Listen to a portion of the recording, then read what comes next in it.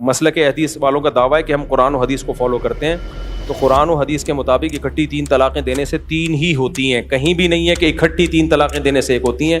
یہ مسئلہ قاری خلیل الرحمان صاحب نے ٹی وی پہ بہت اچھالا ہوا ہے اور لوگوں کو بہت گمراہ کیا ہوا ہے انہوں نے، اس لیے میں قاری خلیل الرحمان صاحب ٹی وی پہ آ کے بار بار کہتے رہتے ہیں، اہل حدیث کے ہیں نا کہ 3 1 ہوتی ہے، اور وہ صحیح مسلم کی حدیث بھی پیش کرتے ہیں۔ قاری خلیل الرحمان صاحب سے انتہائی رسپیکٹ کے ساتھ، انتہائی عزت کے ساتھ میں گزارش کرتا ہوں کہ آپ ایک دفعہ میرے سامنے وہ صحیح مسلم کی حدیث کائنڈلی پیش کریں فیس ٹو فیس بیٹھ کے، تو پھر میں بتاؤں گا اس حدیث کا صحیح مطلب کیا ہے اور غلط مطلب کیا ہے۔ ابھی فی الحال شارٹ میں آپ کو صرف اتنی بات کہتا ہوں کہ قرآن و حدیث میں نے اور آپ نے زیادہ اچھا سمجھا یا صحابہ نے؟ صحابہ۔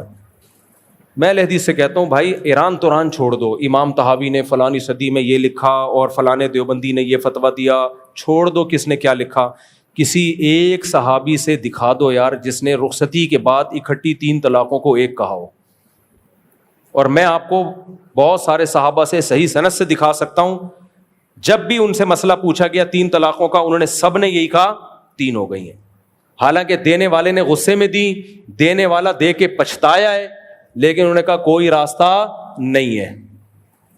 تو یہ اہل حدیث کا مسلک 3 طلاق کے بارے میں بالکل باطل ہے۔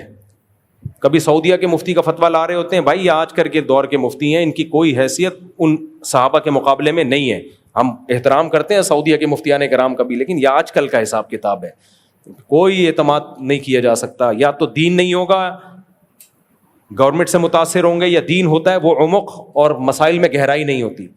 تو چاروں اماموں کا اجماع ہے، سارے صحابہ کا اجماع ہے، اکٹھی 3 طلاقیں دے دی 3۔ قرآن نے بھی اس مسئلے کو انتہائی وضاحت سے بیان کیا ہے، اہل حدیث یہاں بھی ڈنڈی مارتے ہیں، 2 چیزوں کو خلط ملط کر دیتے ہیں کہ قرآن میں کیا طریقہ لکھا ہے طلاق دینے کا، وہ تو بتاؤ۔ اب بھائی ہمیں مانتے ہیں قرآن میں یہ طریقہ لکھا ہے اکٹھی مت دو، اس کا کون انکار کر رہا ہے، لیکن قرآن میں یہ لکھا ہوا ہے کہ اکٹھی دو گے تو 3 طلاقیں واقع ہوں گی۔ کیوں لکھا ہوا ہے قرآن، کیسے لکھا ہوا ہے؟ قرآن کہہ رہا ہے اکٹھی مت دو، اس لیے کہ دیا تو لا تدری لعل اللہ یحدث بعد ذلک امرا، جوڑ کا راستہ بند ہو جائے گا، اس لیے تو منع کر رہا ہے اللہ اکٹھی مت دو۔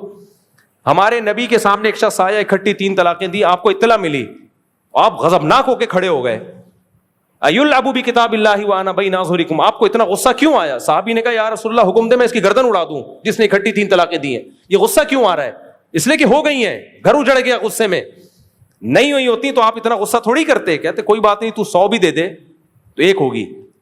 تبھی اہل حدیث کے پاس کوئی 3 طلاقیں دے کے جاتا ہے، نہ کوئی غصہ آتا ہے، کچھ کہہ رہے ہیں جتنی مرضی دے دو، 1 ہی ہوئی ہے۔ خالی خلیل الرحمان نے اس میں بہت بددیانتی کی ہے۔ ایک جگہ کہہ رہے ہیں کہ جب حنفی کوئی 3 طلاقیں دے کے آتا ہے تو میں کہتا ہوں یا مسلک بچا لے یا بیوی بچا لے، یا مسلک بچا لے یا بیوی بچا لے۔ کیوں لوگوں کو گمراہ کر رہے ہو یار، کیوں گمراہ کر رہے ہو لوگوں کو؟ پھر ایک وکیل کا کل میں نے کلپ سنا، وہ وکیل کہہ رہا ہے کہ پاکستان میں اگر کوئی 3 طلاقیں اکٹھی دے دیتا ہے تو اگر وہ حنفی مسلک سے ہے تو 3 ہو گئی ہیں، اور اگر امام شافعی اور کوئی اور ہے تو 1 ہوئی ہے۔ وکیل بھی گمراہ کر رہے ہیں تمہیں، 3 طلاقیں کوئی اکٹھی دے دیتا ہے، حنفی ہو، شافعی ہو، مالکی ہو، حنبلی ہو، سب کے نزدیک اکٹھی 3 دینے سے 3 ہو جاتی ہیں تمام۔ یہ کوئی حنفی مسلک نہیں ہے، سارے صحابہ کا یہی مسلک ہے، کوئی اختلافی مسلک بعد میں بنا لیا اختلافی مسئلہ اس کو، اس لیے اہل حدیث اس میں ٹو دا پوائنٹ بات نہیں کرتے، گھماتے ہیں بہت باتوں کو، کبھی ادھر لے جائیں گے کبھی ادھر پینترے بدلیں گے۔ اسی لیے بعض اہل حدیث علماء جنہوں نے حق کا ساتھ دیا انہوں نے اعتراف کیا ہے کہ اس مسئلے میں ہم کمزور ہیں اور اس مسئلے میں احناف صحیح کہتے ہیں۔ اہل حدیث کے فتاوی میرے پاس موجود ہیں، کبھی موقع ملا تو میں لاؤں گا، جنہوں نے کہا ہے کہ یہ مسئلہ محدثین کا نہیں ہے، یہ بعد میں کسی نے نکالا ہے، وہ بھی اس کے قائل ہے کہ اکٹھی 3 ہی ہوتی ہیں۔ تو اہل حدیث میں بھی اس مسئلے میں اتفاق نہیں ہے، تو اس لیے اکٹھی 3 طلاقیں چاہے اہل حدیث نے دی ہوں یا حنفی نے دی ہوں 3 ہی ہوتی ہیں۔ اور آج کل کے کچھ اسکالر ہمارے دیوبندیوں میں بھی ایسے ہیں جو فتویٰ دے رہے ہیں کہ 1 ہو گئی ہیں، ان کے فتوے کی کوئی حیثیت نہیں ہے، کیونکہ یہ مسئلہ صحابہ میں اجماعی مسئلہ ہے، کسی ایک صحابی سے بھی اکٹھی 3 طلاق کا 1 کہنا ثابت نہیں ہے۔ اچھا اہل حدیث اس میں بھی گڑبڑ کرتے ہیں، کہتے ہیں دیکھو فلاں حنفی نے لکھا ہے کہ بعض صحابہ 3 کو 1 کہتے تھے، ان سے کہیں دیکھو حنفی نے لکھا ہے تو حوالہ تو پیش کرو نا، کوئی سند پیش کرو۔ جیسے بعض حنفی علماء نے لکھا کہ ابن عباس اکٹھی 3 کو 1 کہتے تھے، لکھا ہے میں مانتا ہوں، کہاں ہے کتاب؟ ہمارے پاس جو ابن عباس کی صحیح سند ہے اس میں تو 3 ہی ہے۔ تو ایسے بعض حنفیوں سے غلطی ہوئی ہے، اب اس غلطی کو ہم تھوڑی فالو کریں گے۔ تو کوئی بھی نہیں ہے, کہیں بھی نہیں ہے. میں نے بہت اس مسئلے میں گھسا ہوں اتنے کانفیڈنٹلی, میں تبھی بات کر رہا ہوں, ایسی ہوائی باتیں نہیں کر رہا میں. 3 دے دی ختم, تو دینے سے پہلے سوچا کرو. وعلیکم السلام. جی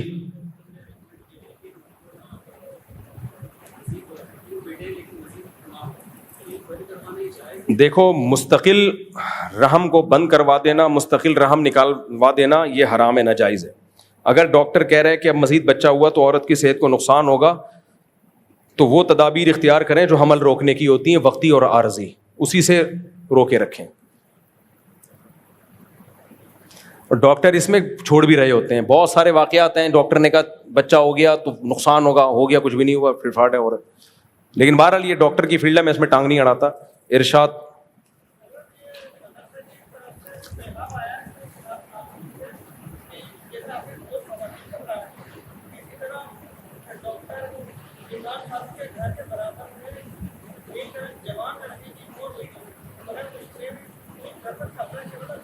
چلیں وہ تو ایک الگ واقعہ ہے نا, وہ تو ایک الگ, پھر میں بات کروں گا بعد میں, میں بات کروں گا بعد میں.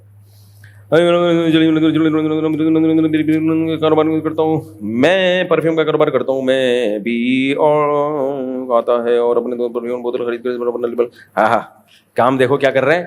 پرفیوم مارکیٹ سے اٹھاتا ہوں, کمپنی کا لیبل ہٹا کے اپنی کمپنی کا لیبل لگا کے مارکیٹ میں چلاتا ہوں. دھوکا ہے بھائی یہ. میرا نماز پڑھنے میں دل نہیں لگتا, میں کیا کروں؟ پڑھو. واش روم جانے کا دل کرتا ہے؟ کس کا دل کرتا ہے؟ جاتے ہیں, مجبوری ہے بھائی. بہت ساری چیزوں کا دل نہیں کرتا, کرنی پڑتی ہیں. تو یہ جو کہہ رہے ہیں نماز کو دل نہیں لگتا, مجھے کینیڈا میں ایک آدمی ملا, اس نے کہا مفتی صاحب میں 10 سال سے تہجد پڑھ رہا ہوں لیکن دل نہیں لگتا. میں نے کہا زندہ باد, یہی تو تہجد ہے میرے بھائی. دل نہیں لگ رہا پھر بھی 10 سال ہو گئے پڑھتے ہوئے, اٹ از کالڈ ثواب. اسی پہ تو ثواب ملتا ہے. ہم غلام ہیں بھائی, اللہ کے بندے, ہمیں جو آرڈر دیا ہم نے پورا کرنا ہے, دل لگے یا نہ لگے. اسی چکر میں لوگ پورے سال نہاتے نہیں ہیں کہ نہانے کا دل نہیں کرتا ان کا. ابے زبردستی ان کو بھیجو واش روم میں, غسل کرواؤ, باہر نکالو, تیری وجہ سے دوسروں کو ٹینشن ہو رہی ہے. میرے والد بہت زیادہ تشدد کرتے ہیں, مارتے ہیں. میری بیوی بچوں کے سامنے, میری عمر 25 سال ہے, والد صاحب نے 2 دفعہ گھر سے نکالا, چھوٹی بات پر مارتے ہیں سب کے سامنے. میری بیوی کو ہر بات پر گالیاں بد دعائیں دیتے ہیں اور مجھے دوبارہ نکال دیا. تو میں کراچی شفٹ ہو کے آؤں حیدرآباد سے, تو کیا میں گناہ گار ہوں؟ اگر والد صاحب اتنا ہی غلط سلوک کر رہے ہیں تو پھر الگ رہو میرے بھائی, الگ گھر لے کے بھی بچوں کے ساتھ زندگی گزارو, اور ہیلو ہائی کر لیا کرو والد صاحب سے, کبھی کبھار خیریت پوچھ لو. قطع تعلق جائز نہیں ہے. مارتے پیٹتے تھے نا, گالیاں دیتے تھے, ٹارچر کرتے تھے, تو الگ رہ لو بس, ختم. باقی ہفتے میں 1 آدھ دفعہ ہیلو ہائی کر لو. یہ یاد رکھو, اگر ان کو کچھ ہوا, بیماری میں ان کو ضرورت ہوئی, تو آپ کو پیسے خرچ کرنے ہیں. ان کا سلوک اچھا ہو یا برا ہو, رسپانسبلٹی بہرحال آپ کی ہے. ہاں ظلم ہو رہا تھا تو ظلم سے بچنے کے لیے آپ ریزرو ہو جائیں, ان سے کنارہ کشی اختیار کر لیں.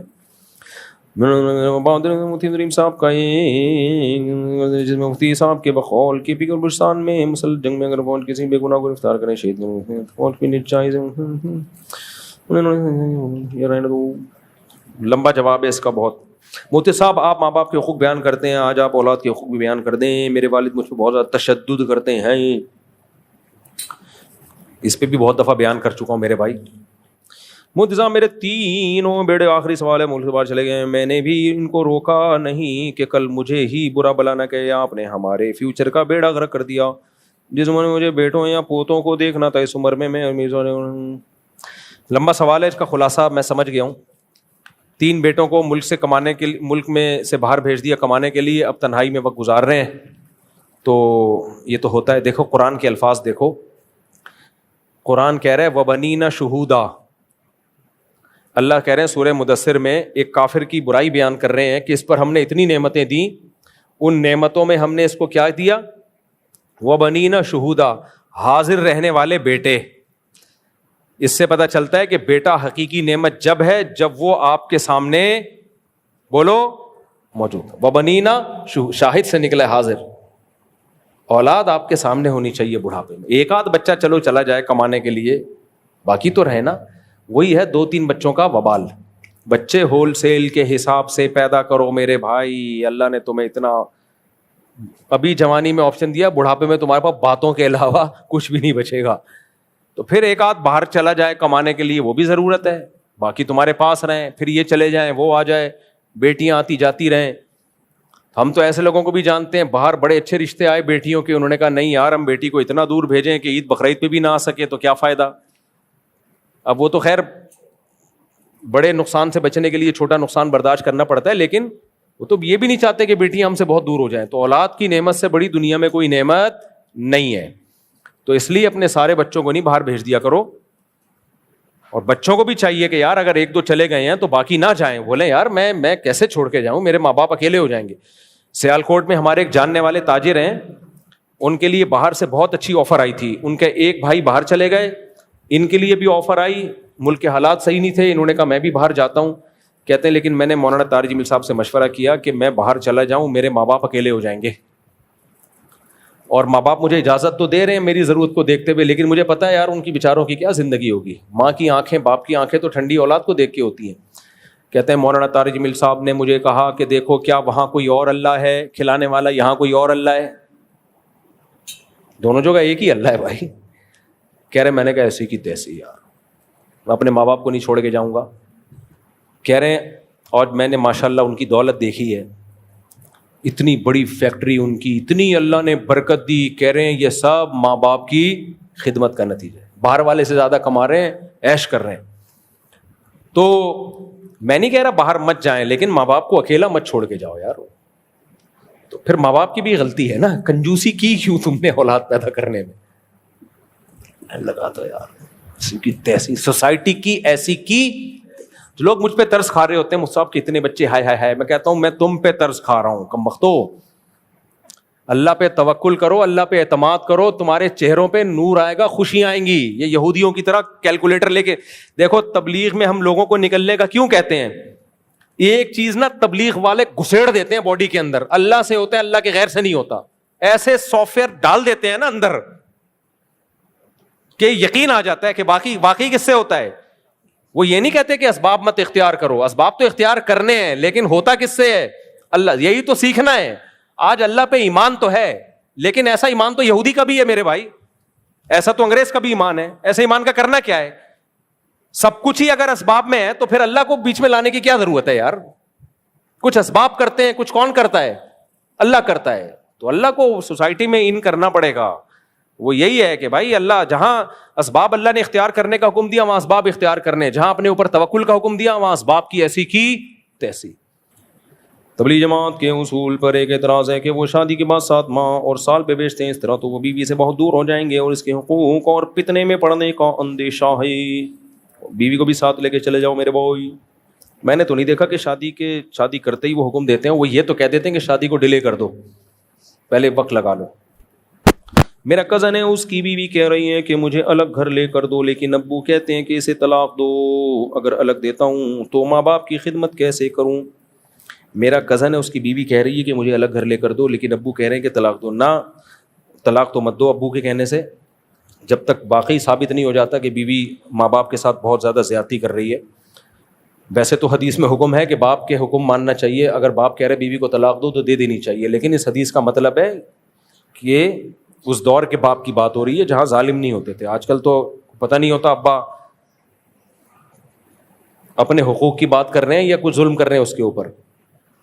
امام احمد بن حنبل سے کسی نے پوچھا نا, میرا باپ کہہ رہے میں اپنی بیوی کو طلاق دے دوں. امام احمد نے کہا کہ مت دو. انہوں نے کہا کہ حضرت عمر کو نے تو اپنے بیٹے کو جب حکم دیا تھا کہ بیوی کو طلاق دو تو نبی نے کہا تھا کہ حضرت عبداللہ بن عمر کو کہ اپنے باپ کی مانو. تو امام احمد نے کہا کہ کیا تمہارے باپ بھی عمر جیسے ہیں؟ حضرت عمر کے بارے میں تو اطمینان تھا کہ وہ جائز مطالبہ کر رہے ہیں طلاق کا. تو آج کل کے اباؤں کے بارے میں اطمینان نہیں ہے.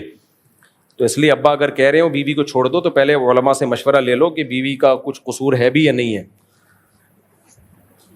باقی الگ گھر کی جہاں تک بات ہے تو میرا تو رائے یہی ہے کہ اس زمانے میں بیوی کو الگ گھر میں ہی رکھنا چاہیے.